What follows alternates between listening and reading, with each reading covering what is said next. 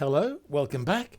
This is part 5 of Introduction to Squeezes the Contract Bridge, and in this part I'm going to tell you how to execute the process that brings the squeeze to fruition.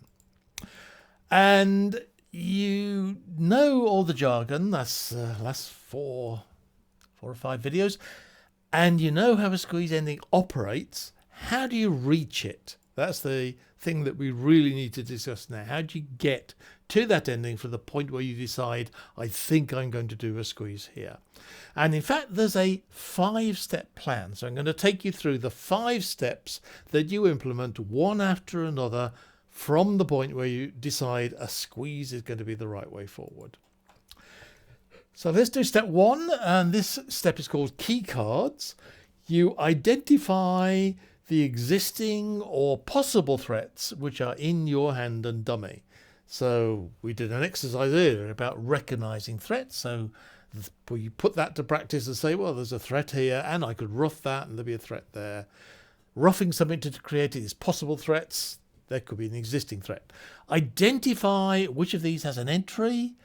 Sometimes they both have entries, but no problem. Just cash one of the top aces and suddenly you'll have a single threat and an entry threat. Clarify which one is the single threat and which one is the entry threat. So that's stage 1. Stage 2, where are they? Because according to the location, are they in the same hand or split hand? Where is the entry? It allows different types of squeezes. And in particular, different squeezes need you to end up in different hands. So the part that you're really focusing on here is, where do I need to end up with so that I play the squeeze card from the dummy or from your own hand? Identify which card would be your squeeze card. The next one is, do you have the count? Well, let's hope you do. If you don't, well, then the question to ask yourself is, how many tricks do I have to concede to them to rectify it? That word again, rectify. And in which suit or suits can you concede them? You're normally very restrictive. It's quite rare to be able to concede them in suits which you have threats in. Normally it's one of the free suits, but have a look and see which suit you can give them a trick to bring the count to the right number. Then you have to plan the play. And the basic plan has 3 points, the first one of which I haven't mentioned before. You have to play off any blocking card which is opposite your single threat. You see, one of the things that the opponent can do is throw away the guard of the single threat and turn the single threat into a winner. But that'll be not much use to you if you've had you see the king of diamonds go, your queen of diamonds is a winner, only it's opposite the ace of diamonds, and now you've got a cross to the ace of diamonds and you can't get back to cash your queen of diamonds because you're now in the wrong hand. So the single threat should really be single, should be on its own, and if you've got a winning card opposite, the very first thing you need to do is get rid of it and make sure it's not there in the ending. Then, or as well, because you might have to do these in the opposite order, you must play off all your free suit winners. We've seen this. We cash every other suit and bring ourselves down to just the threat suits. And you do this ending in the correct hand. So you refer back to where should I end up, and you plan your play to cash everything and end in the right hand. Now that's the basic plan, but there may be other things you have to do as well. So in addition, well, you may have to concede tricks to rectify the count. So if you do, you need to work in, where am I going to rectify them? When am I going to concede those winners? And of course, you may have to create one of your threats. The club suit has to be roughed so that the 7 of clubs turns into a threat. Then how am I going to do that and keep all my winners so that I have the correct count at the finish?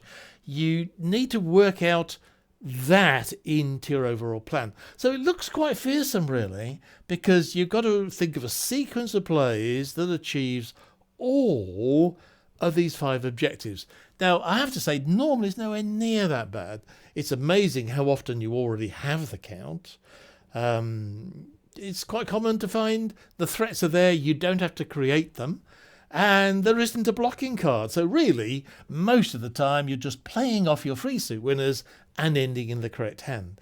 But for all that, as the examples get harder, you'll find that we have additional things to do, so you need to be aware that your basic plan needs to cover all of these 5 points, and you just have to work out a sequence of plays that does that. And finally, once we've decided on our plan and off we go, cashing our free suit winners, we execute the squeeze. What do we watch for? Now here I have some fantastic news for you, because you do not actually have to go and watch for everything.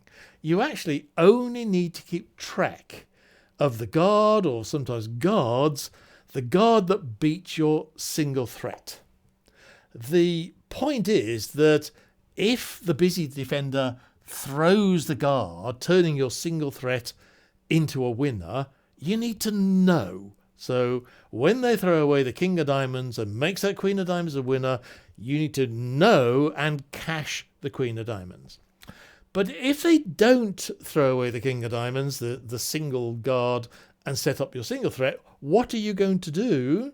Well, you're just going to try the other suit. You're going to play across to the entry, and you're going to try the threat card in the entry suit. And if there was a squeeze, if there was a busy player, that will be a winner for you. But you don't need to know whether it's going to be a winner. It's what you're going to do regardless, because the single threat didn't become a winner. You're just going to try your other option. So there's no need to keep laborious, he's throwing a diamond now he's throwing a heart now. No. The only thing you need to do is watch to see if he throws away the guard to the single threat, and if he doesn't, you just try the other suit and see how it works. So, in fact, it's quite amusing, really. You have to do so much work beforehand, but then when it comes to actually playing the cards off, the amount of work you then have to do is very little. Does he throw away the guard to the single threat? Okay, well, that's the 5-point process that takes you from where you decide a squeeze is the right thing to do to the squeeze ending and the additional trick that it generates. But there's one more thing that we still have to consider. So there's one more video to have a look at before we start on the examples, and I hope to see you in video 6 when I will discuss that. Bye bye for now.